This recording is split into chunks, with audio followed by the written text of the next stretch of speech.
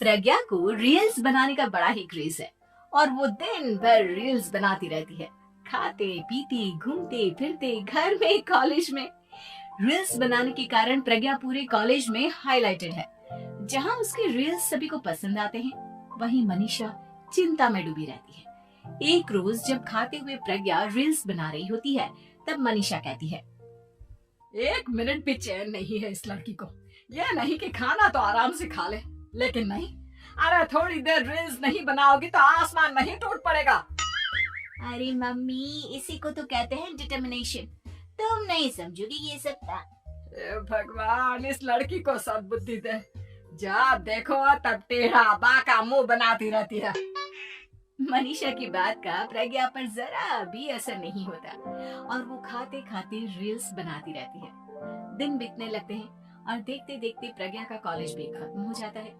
आए दिन कोई ना कोई मनीषा को प्रज्ञा की शादी करवाने का सुझाव दे जाता है। सब ठीक ही कहते हैं, प्रज्ञा की शादी कर देनी चाहिए। अपने घर के काम काज में व्यस्त हो जाएगी तो खुद ही ये रील्स और नाच गाना बंद हो जाएगा। मनीषा और प्रेम प्रज्ञा के लिए एक अच्छा लड़का ढूंढने लगते हैं और तभी विकी का रिश्ता प्रज्ञा के लिए आता है, जिसने प्रज्ञा को उसकी रील्स देखकर पसंद कर लिया था। अगले दिन विकी अपने माता पिता के साथ प्रज्ञा के घर पहुंच जाता है और प्रज्ञा साड़ी पहने हाथों में चाय की ट्रे लिए उनके सामने आती है। जब विकी को पसंद है तो हमें भी बहू पसंद है। बहन जी, आप बारात की तैयारी कीजिए। एक बार लड़का लड़की अकेले में बात कर ले तो अच्छा रहेगा। हाँ हाँ, क्यों नहीं। मनीषा विकी को प्रज्ञा के कमरे में भेजती है, जहां प्रज्ञा पहले से ही रील्स बना रही होती है। तभी विकी कहता है, आ गए आपके साजन जी। हमारे साथ ये रील्स कंप्लीट करती तो और भी अच्छा रहता। अच्छा जी, अब आ ही गए हैं तो बना ही लेती हूँ आपके साथ। दोनों मिलकर रील्स बनाते हैं। जब वी मीट और तुरंत पोस्ट भी कर देते हैं। फिर विकी कहता है, जब आप साड़ी में चाय लेकर आई तब मुझे लगा कि कहीं मैं गलत घर में तो नहीं आ गया। अब सही है। दोनों की शादी पक्की हो जाती है और शादी के दिन भी प्रज्ञा रील्स बनाने से चूकती नहीं। यहाँ तक कि बारात के समय भी नाचते हुए रील्स बनाती है। सभी लोग प्रज्ञा की तारीफ की पुल बांध देते हैं और प्रज्ञा नाचती गाती अपने ससुराल चली जाती है। सब कुछ अच्छा चल रहा होता है। प्रज्ञा यहाँ भी दिन भर हर चीज की रील्स बनाती रहती है। लेकिन कुछ दिनों के बाद जब सुनीता कहती है, बहू, ये रील्स के साथ साथ कुछ काम भी कर लिया करो। वैसे तुझे और क्या क्या बनाना आता है? मम्मी जी, वैसे तो सब कहते हैं कि मैं सब कुछ अच्छा बनाती हूँ, लेकिन मुझे लगता है कि मैं मैगी अच्छा बना लेती हूँ। हाँ, कॉफी भी अच्छा बना लेती हूँ और मुंह तो सबसे अच्छा बना लेती हूँ। है? अच्छा अच्छा। सुनीता अपना माथा पकड़ लेती है और कहती है, बहू, कुछ खाना बनाना भी सीख लेती। मम्मी जी, मैं लंबी प्लानिंग कर रही हूँ। जल्दी ही मैं इतनी फेमस हो जाऊंगी कि मुझे पैसे मिलने लगेंगे। हम दोनों सास बहू राज करेंगे, राज। नौकर काम करेंगे और लोगों की तो लाइन लगेगी हमसे मिलने के लिए। तेरा दिमाग खराब हो गया है क्या बहू? हंसी मजाक तक ठीक है, लेकिन इस तरह घर नहीं चलते।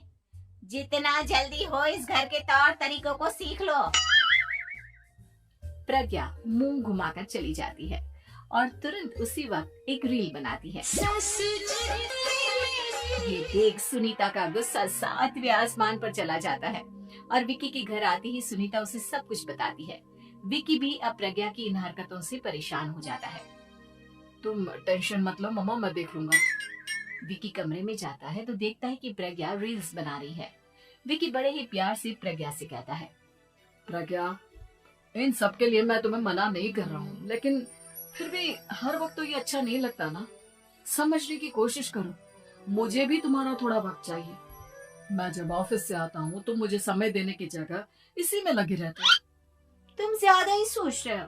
तुम भी मेरे साथ रील्स बनाओ ना, तुम्हें भी बहुत अच्छा लगेगा। तुम्हें इज्जत से कोई बात समझ में नहीं आती क्या? दिमाग खराब हो गया है तुम्हारा इस चकाचौंध से। अगर तुमने अपना रवैया नहीं बदला तो मैं तुमसे दूर चला जाऊंगा। तुम ही रिश्ता लेकर आए थे, मुझे लड़कों की कमी नहीं थी और न आज है। विकी दरवाजा पटक कर चला जाता है। धीरे धीरे विकी प्रज्ञा से दूर होता जाता है। एक रोज मनीषा प्रज्ञा के ससुराल उससे मिलने जाती है। तब सुनीता उससे कहती है, बहन जी, अब आई है तो कुछ दिन यहाँ रहकर जाइएगा, आप ही का घर है। हाँ मम्मी, बहुत दिन हो गए तुम्हारे साथ एक भी रील नहीं बनाई मैंने। प्रज्ञा तुरंत अपने फोन में रील्स ऑन कर लेती है। ये सब मुझसे नहीं होगा। तेरा ये भूत अभी तक नहीं उतरा क्या? बहन जी आप कुछ कहती नहीं क्या इसे? जब आप ही कुछ नहीं कर पाई तो मैं कर ही क्या सकती हूँ। सास तो वैसी ही बदनाम है। शाम को घर की लाइट चली जाती है और मनीषा प्रज्ञा से कहती है, मेरे घुटनों में बहुत दर्द हो रहा है, तू लाइट का कुछ इंतजाम करना बेटा। अच्छा, कैंडल जला देती हूँ मम्मा। प्रज्ञा गाते हुए कैंडल जलाती है और खिड़की के पर्दे के पास रख देती है। मनीषा, जिसे बहुत दर्द हो रहा है, वो सो जाती है और प्रज्ञा हमेशा की तरह अपने रील्स में लग जाती है। उधर कैंडल की वजह से पर्दा आग पकड़ लेता है और मनीषा के कमरे में आग लग जाती है। बचाओ, कोई है, बचाओ। सभी भागते हैं और विकी कमरे की आग बुझाने में लग जाता है, लेकिन तब तक मनीषा आधी जल चुकी थी। मनीषा की हालत देख प्रज्ञा रोने लगती है। विकी मनीषा को तुरंत हॉस्पिटल ले जाता है और उसे एडमिट कराता है। विकी प्रज्ञा से कहता है, देख लिया ना, तुम्हारे इस नाच गाने की वजह से आज तुम्हारी माँ की जान जाते जाते रह गई। अब पता नहीं तुम और क्या चाहती हो। उधर डॉक्टर कहते हैं, इनकी हालत बहुत नाजुक है, आधे से ज्यादा जल चुकी है। प्रज्ञा रोती हुई मंदिर में जाती है और भगवान के आगे जाकर कहती है, भगवान, मेरी माँ को ठीक कर दो। मैं कसम खाती हूँ हाथ से ये रील्स बनाना छोड़ दूंगी, बस मुझे मेरी माँ वापस मिल जाए।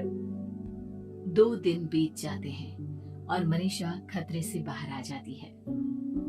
पेशेंट अब ठीक है, आप लोग उनसे मिल सकते हो। सब कोई मनीषा से मिलता है और प्रज्ञा सबके सामने अपना फोन तोड़ देती है। मुझे माफ कर दो मम्मा, मैंने तुम लोगों की बातों को नजरअंदाज किया। बेटा, कोई भी चीज जरूरत से ज्यादा खराब है। मैंने तुम्हें रील्स बनाने से कभी मना नहीं किया, लेकिन हर वक्त एक ही चीज तो सही नहीं है। मैं समझ गई हूँ मम्मा, आई एम सॉरी। प्रज्ञा उस दिन से रील्स बनाना छोड़ देती है और पूरी तरह से अपने घर में लग